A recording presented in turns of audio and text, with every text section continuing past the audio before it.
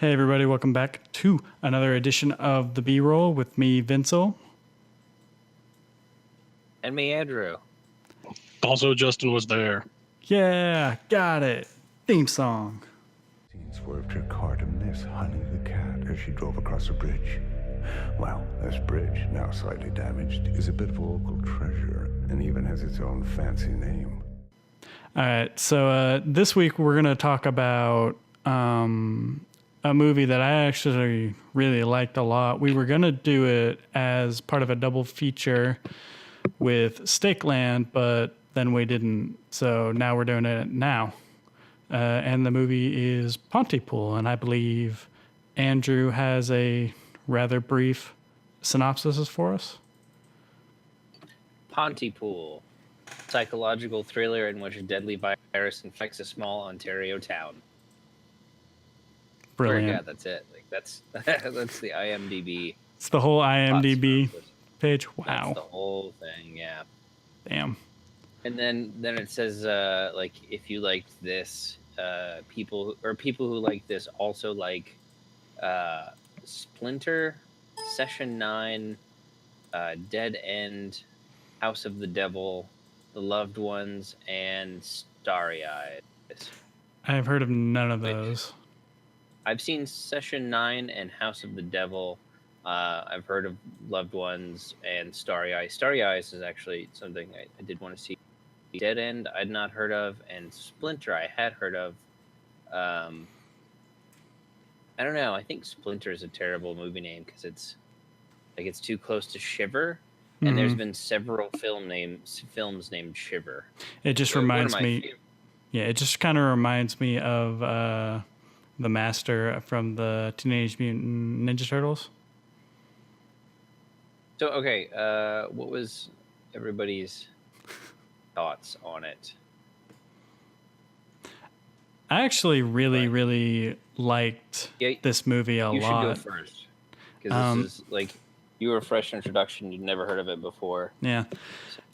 Yeah, like I had no idea what this movie was going to be like, and I thought it was fantastic. I love the way, like, I guess there's zombies. I love the way they worked. I loved how the whole movie takes place in essentially one scene, and it uses it very effectively to make it look bigger and like small at the same time, because there's all these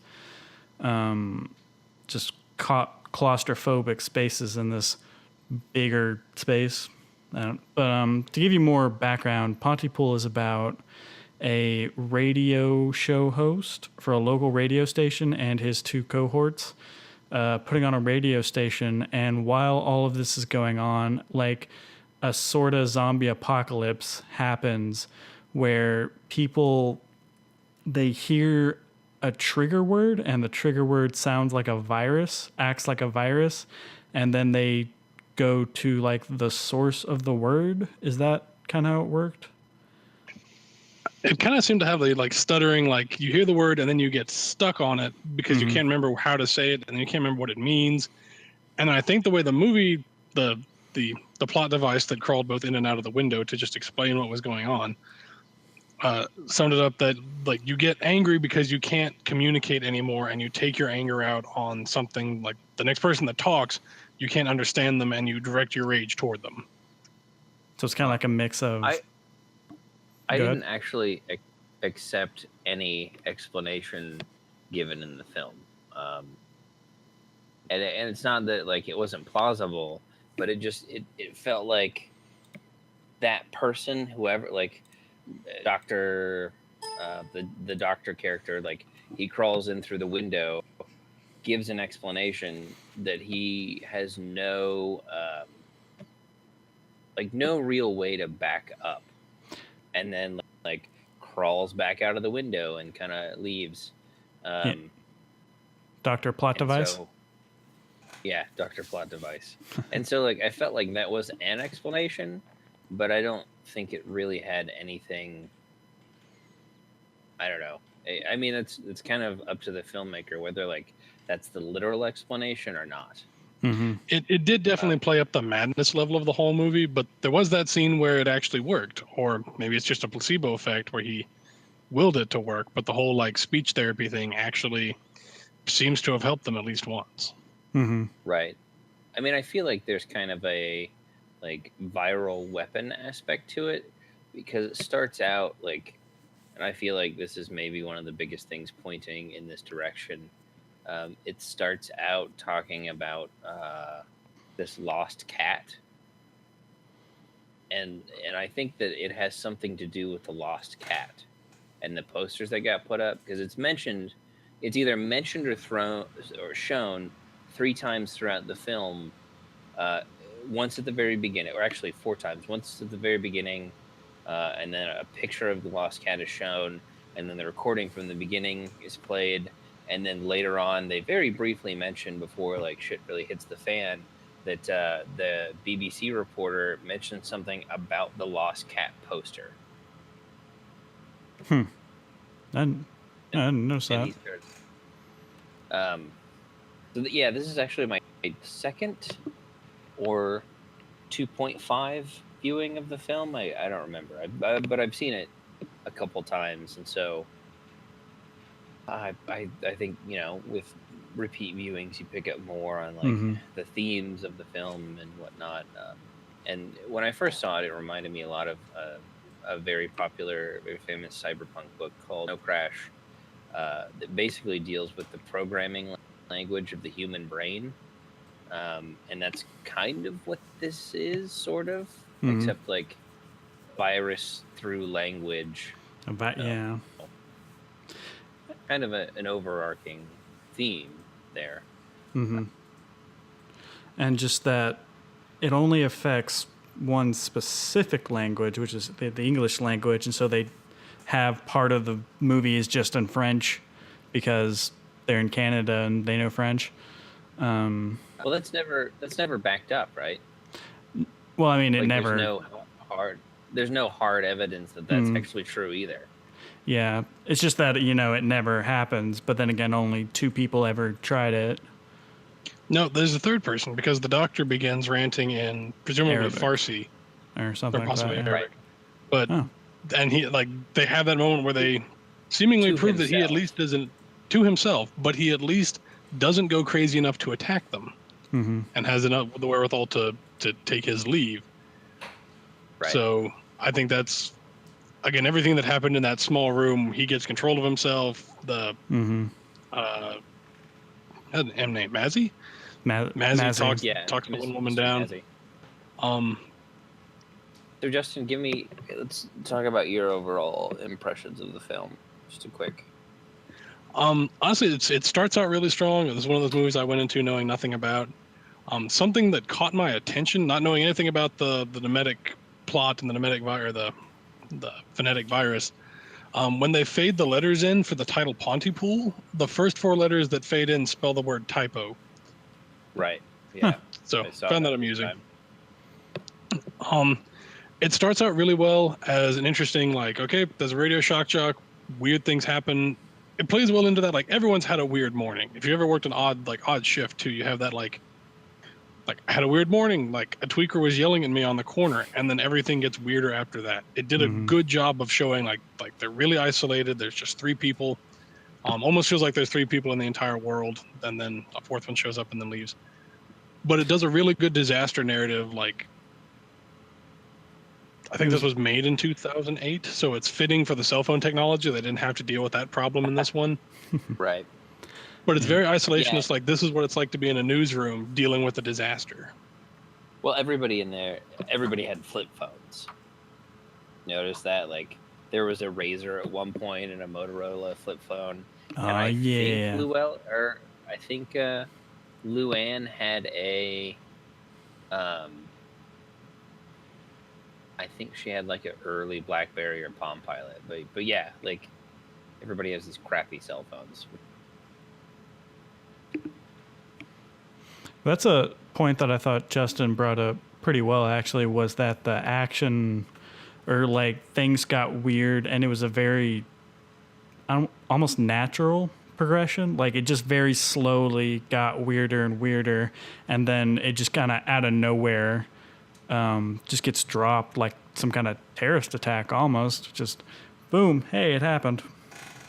Yeah, I feel like a significant portion of this film could have been just a. It could have been a disaster movie, or it could have taken place during a terrorist attack. That's almost what I thought they were going to go for a while. That it was going to be some kind of weird terrorist attack. That some, Well, and it had all the elements. Like, it could have gone any direction. Like, are we talking like supernatural, old gods awakening? Like, it was really good keeping you guessing. At the point in which I lost my. Oh no, keep going.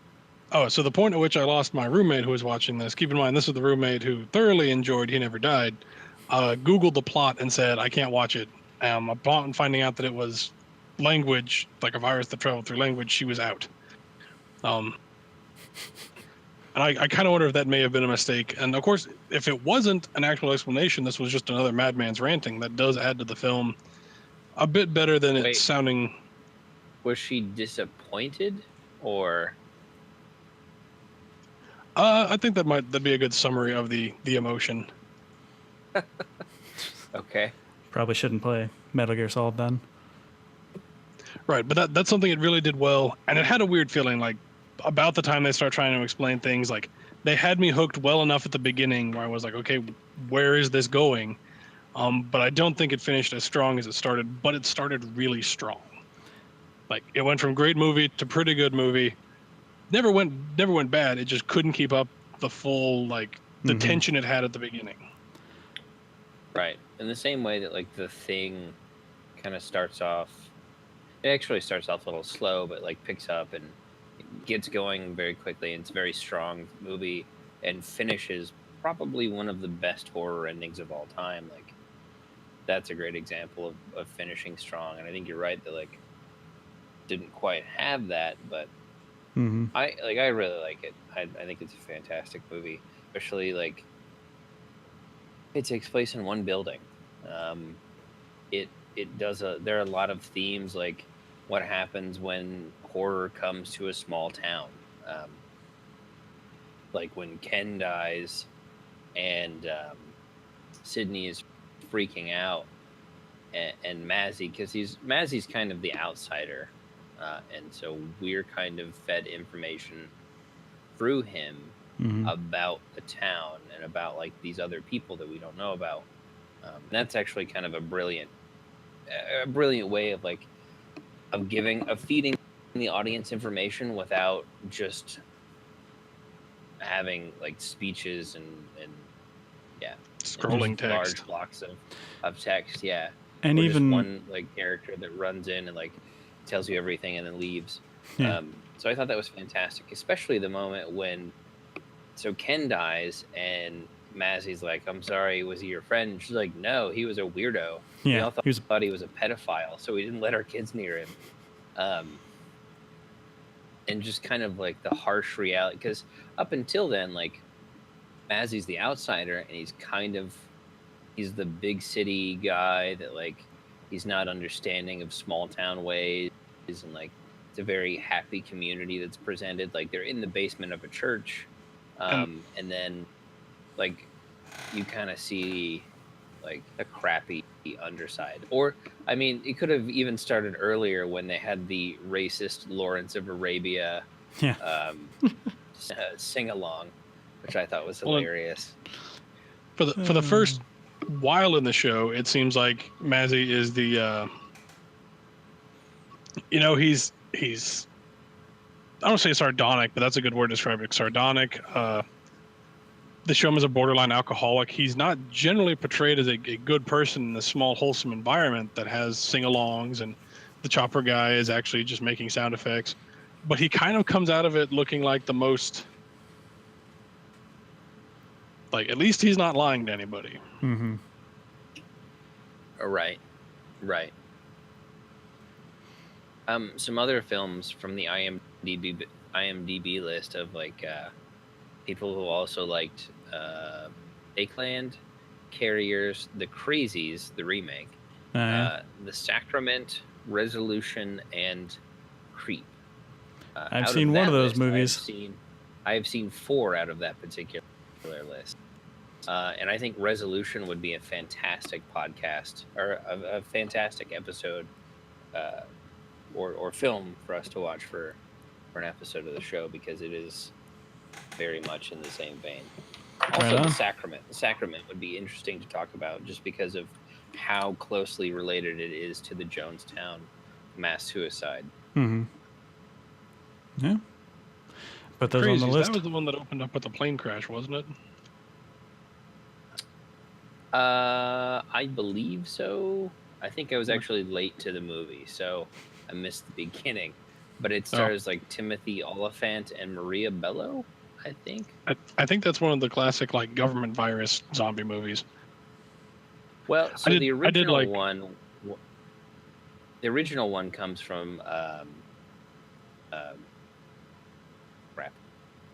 George Romero. And The Crazies is a remake of George Romero's The Crazies, who I think in his film was pretty obviously distrusting of the government. Yeah, you know, on a side one, thinking about this movie in particular, and you see it in a lot of the other zombie movies, but like this is a good horror movie, but this is an honestly amusing movie. Like there are funny parts that, like when there are zombies running outside just yelling, what was it? Sarah's alive! Yeah, Sarah's alive. Sarah's alive. They're just yelling like, at Sidney Breyer is alive. Sidney Breyer. Yeah. Cindy Yeah. Brown. Or watch out for U-boats. Well, and then you find out that the Sunnyside chopper is just Ken in his Dodge Dart, and he just drives up to the top of the hill. Yep. Or the Lawrence of Arabia musical, or when you find out Ken was probably a pedophile. Then there's that one scene where they were trying to kill one of the sing-along people, and they were arguing over who actually killed her in French. Right? Yeah, that was kind of funny. No, it was you. It's totally you. Yeah. Enjoy that this movie made it me. was kind of one of those things that, like, she's like, "Do you speak French?" He's like, and he gives the impression he speaks like little to no French, and then they have conversations in French like 30 seconds, 45 seconds later. Mm-hmm. I mean, to a Quebecian, probably speaking little to no French is very different than what we mean.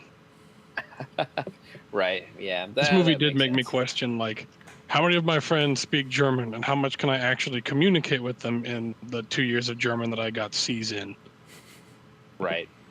Like, how every good horror movie makes you question, what would you do in this situation? And I'd probably ramble in German and die. I mean, I don't know why you just wouldn't write everything down like they were doing. Because we'd run out of paper. Use whiteboards. We'd So that's why we're your friend. That's why we hang out at Andrew's house. Right. We all go home. It's like in a Shaun of the Dead. The plan for Justin and I is to go home, get our girlfriends, and then go over to Andrew's for a pint while the whole thing blows over. Right. Yeah. That's the plan. Solid plan. I do hope if they ever make a the Robert Duvall story, they cast the guy who played Mazzy in this. His name is Stephen McCaddy, and he has been in a metric ton of stuff. Like, You he kinda was in look The like it. Watchmen, He was in History of Violence. He was in 300, The Fountain. He was in The 300. Strain. Yes, he Wow. was in. What else? Yeah, he's. In watching him, I was like, man, I know I've seen him in a bunch of stuff. That's what I was thinking. Like, I know he's been some other movie I've seen. Turns out quite a few. He was in Immortals. He was in the Haven TV show, Happy Town TV show. 2012. He was in 2012. He's been in a ton of stuff. Like, his filmography is like seven. Like, in 2007, he was in 1, 2, 3, 5, 6, 7, 8, 9 different films and TV shows. Wow. So, Pretty productive. man got work. Man getting that work. He's been on every show once. Well, if he's a New York actor, he's been on Law and Order. Yeah, probably. One of the Law there and it Order is. was on. That was... Torrents of Greed, really? Part 1 and 2. He got on there He twice.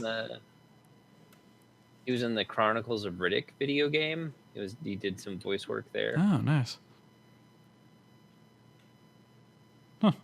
Yeah, good stuff. He was in Jag. Holy shit. All right. I mean, I guess everybody was in Jag. Jag was a big thing when it was on. What's Jag? I was actually trying to figure out what they did in the Jag TV show, because the Jag people were just lawyers. Like, they shouldn't have done any investigating of the crimes, and yet I seem to remember them doing a lot of that. Well, it's kind of like in Phoenix, right? Where you play a lawyer, but you investigate all the crimes anyway. Okay. Yeah. Is that? I mean, Yeah.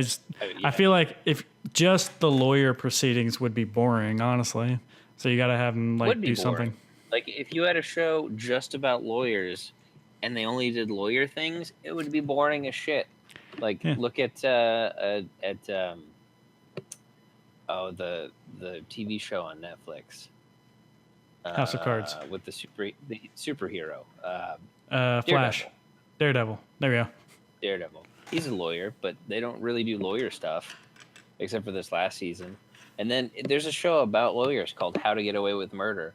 They don't really do any lawyer stuff. Like, they just kind of kill each other and plot behind each other's backs and ruin each other's lives. Like, nobody really wants a show where you watch 12 hours of them doing research On billions upon billions of cases. like going through tax records. Oh, That's God. when they cut away from Daredevil, when Foggy's like, oh, I gotta go through these tax records, and then we cut away, and then Daredevil goes and beats some people up, and then like later on it's like 16 hours later and Foggy just looks super tired. He's like, oh God, that was a lot of tax records.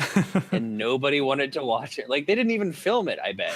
No, they It'd probably be didn't. hilarious if they did, and then just like 12 hours. Somewhere out director's there, like, there's "No, 12 hours of You're gonna Foggy. research all of this. I want authenticity in your performance. I want you Well, I to mean- fucking hate it." Imagine if halfway through the ride of the Rohan, they paused the entire action in Lord of the Rings, zoomed out, and there were just two fat nerds with rule books arguing about what happened, like when this charge that, and they had 3 hours of that in the middle of the movie. Just buckets of dice. That's Yeah. Kind of reminds me of I don't in I don't Seven. know why I got on. What's What? up? Yeah. What? What? It reminds me of in Seven, the movie Seven. Every notebook in the killer's area, like, is scrawled to completion.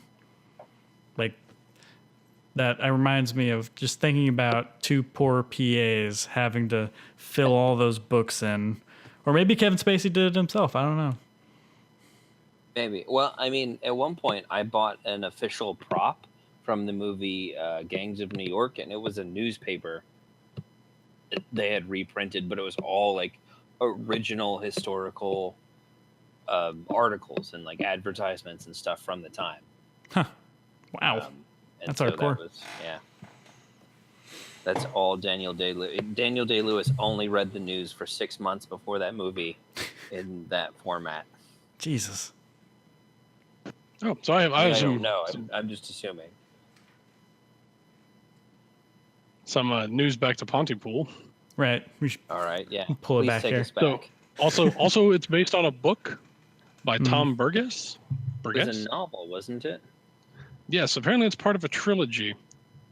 The first Tony one being the Burgess. Hellmouths of Boodley. Boodley. Bewdley. Bewdley. Bewdley. Yeah.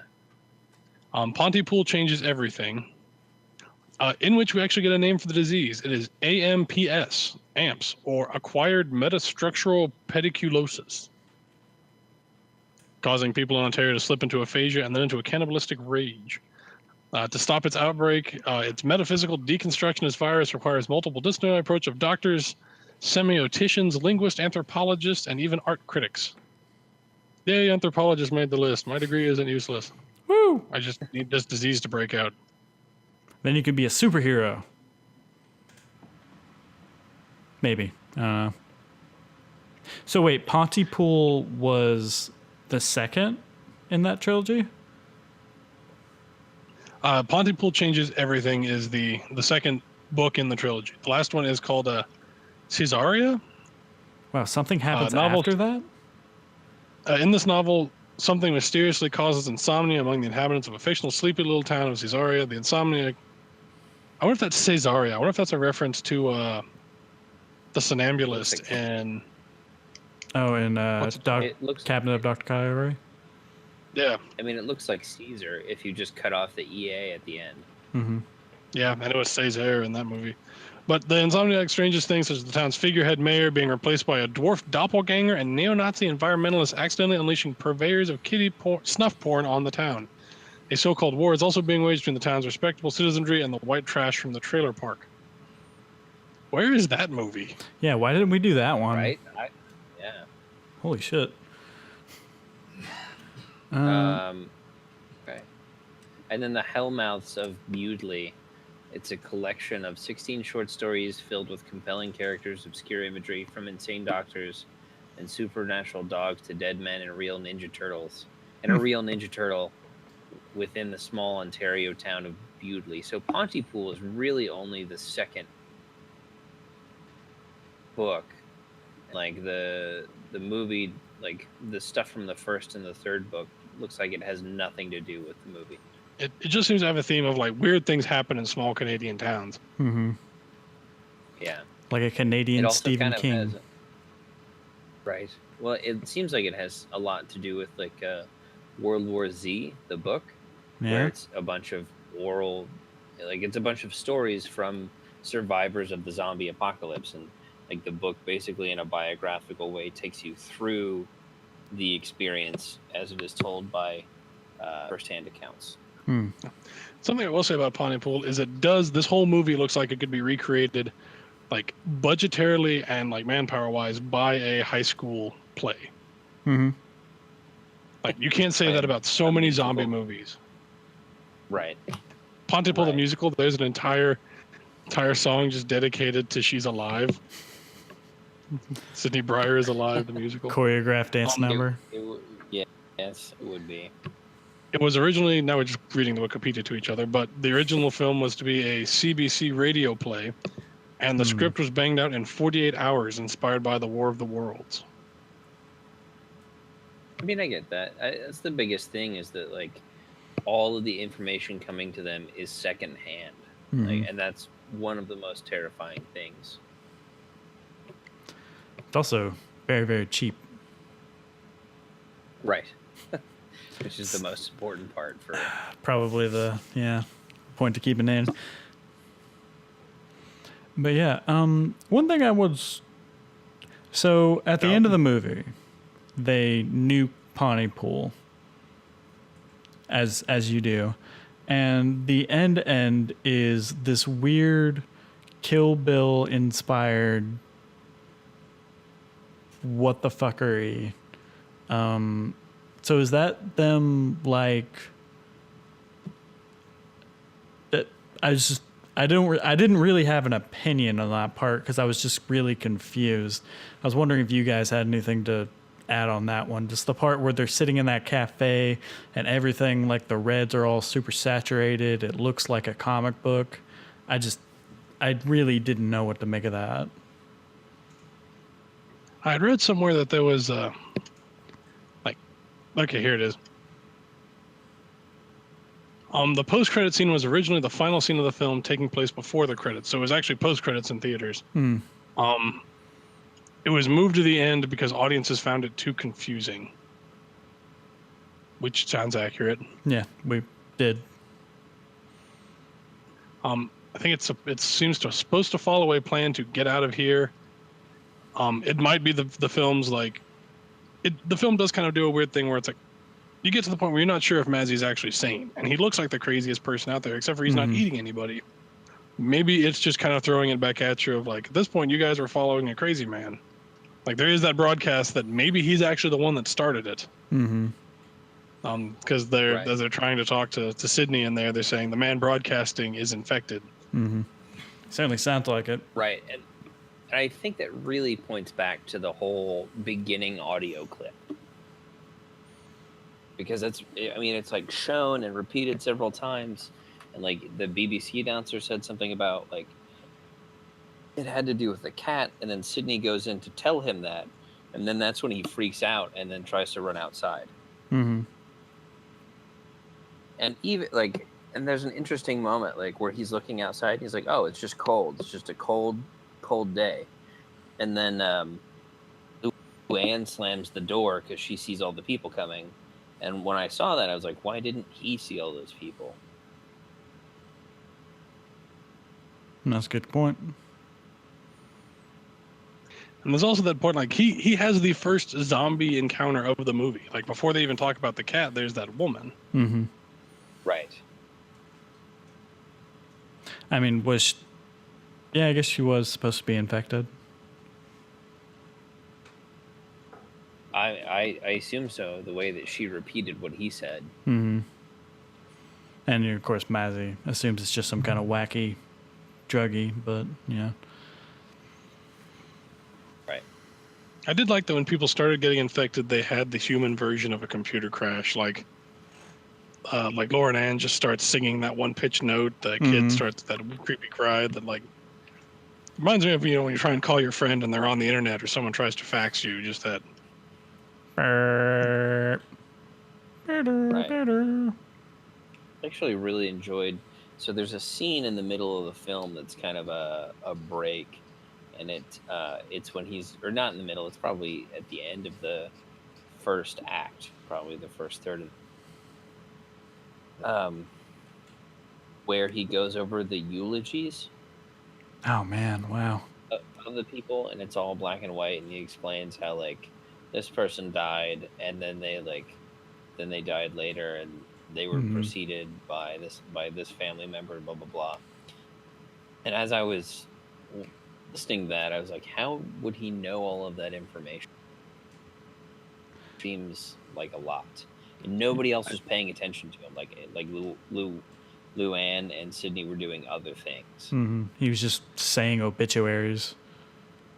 Right. I don't think he was saying them legitimately. I think that was kind of that was still part of his shock jock narrating the lunacy as best he feels like he can. Mm-hmm. But I mean, that was a segment on the radio. Like there's a little capper at the end. It's like, this is obits. Something. Yeah. But I mean, there's like a little radio capper at the end that plays in the station. Oh.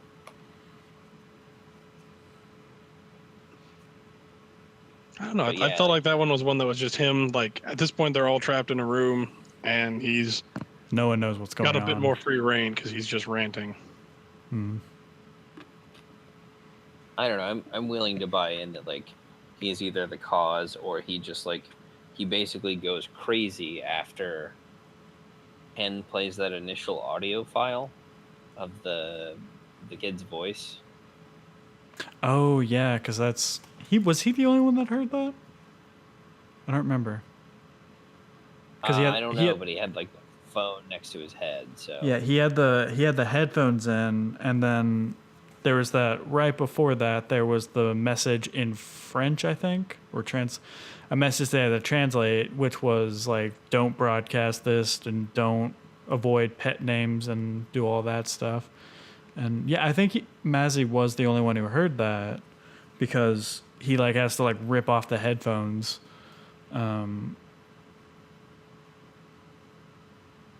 yeah. Because the Luann translated it.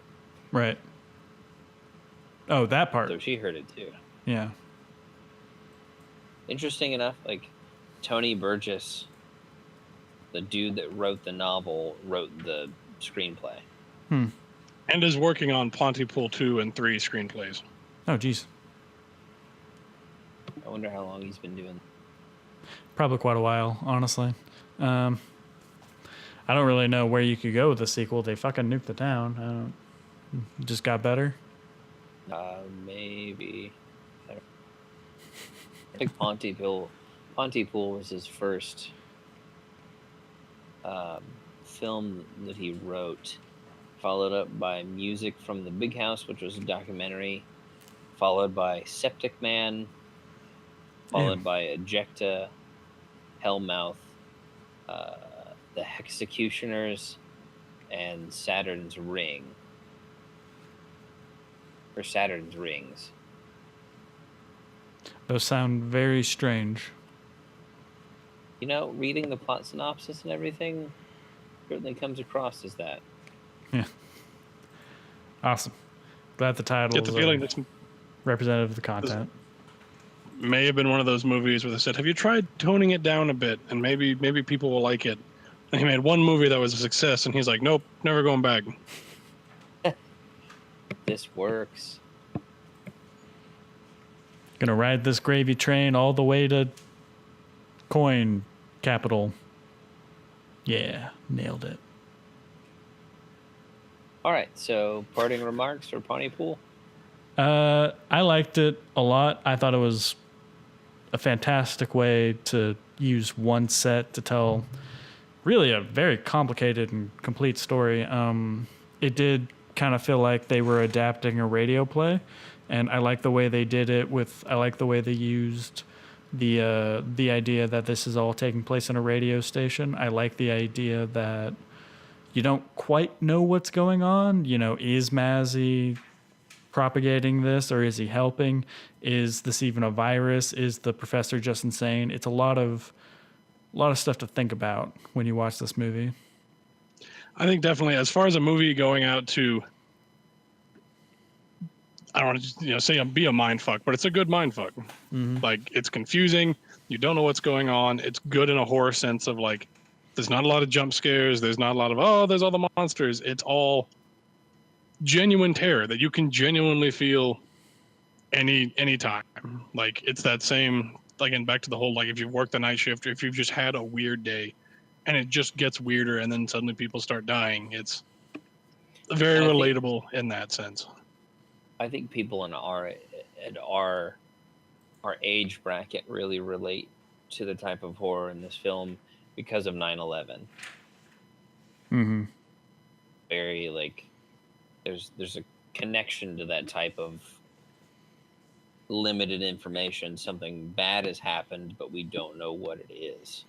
And we keep getting conflicting reports or secondhand information, and just imagination runs wild. And I would say that actually goes double for people that live here in Tornado Alley. Mm-hmm. That feeling where you're just kind of hunkered down, like waiting for things to either blow up or blow over. That oh so enjoyable grim acceptance of, well, either in the next 1 hour the house is going to be here or it's going to be gone. Yeah. Who knows? Flip the coin. Man. Right. So I might have to give it another watch through, to be honest. Like I'm going to have to give it a bit. So here's something that I think is kind of good about the film is that, like, for people that need an explanation of like what's happening and everything, it's there. But I think as soon as you start to scratch at it, kind of falls apart. And I think that's on purpose. Mm-hmm. Definitely. I think this whole movie is kind of designed to be a little confusing, a little incomplete, should we say? Since again, it's all this secondhand information. It's all this stuff that isn't shown to you, but is communicated, and it's all the explanation you get does kind of seem like it's out of nowhere, and like you said, there is no backing for it, and I think it's all very deliberate in the way it kind of portrays everything as not feeling true. Even if it is true, it doesn't feel true. Right. Yeah. But yeah, I think that's good for Ponty Pool. Next week, what do you think? What are you guys thinking? We got Resolution. You said you pointed that out. Definitely. Yeah, I definitely want to hear what you guys think of Resolution. Okay. Yeah, so we can go ahead and go Resolution next time. And I think also next time, we might bring back something we haven't done since we were doing the show over at OU. I think we might start bringing back the Twilight episodes we were working on. We'll go pick All right. one and Yeah, that'd be good.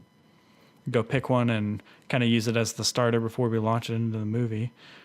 So we'll have a Twilight Zone episode and resolution for you guys next time. Thanks for watching.